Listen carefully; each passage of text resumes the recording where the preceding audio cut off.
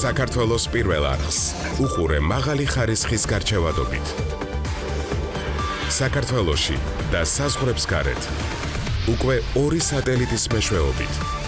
DVB S2 MPAG 4HD ფორმატში, Eutelsat 36D, აღმოსავლეთის 36 გრადუსი, მიღების სიხშირე 11221 MHz, პოლარიზაცია ჰორიზონტალური, სიმბოლური სიჩქარე 30000 კილობიტი წამში, შესწორების კოდი 2/13, სატელიტი Azerspace, აღმოსავლეთის 46 გრადუსი, მიღების სიხშირე 11095 MHz, პოლარიზაცია ჰორიზონტალური, სიმბოლური სიჩქარე 30000 კილობიტი წამში, შესწორების კოდი 5/6, საქართველოს პირველი არხი.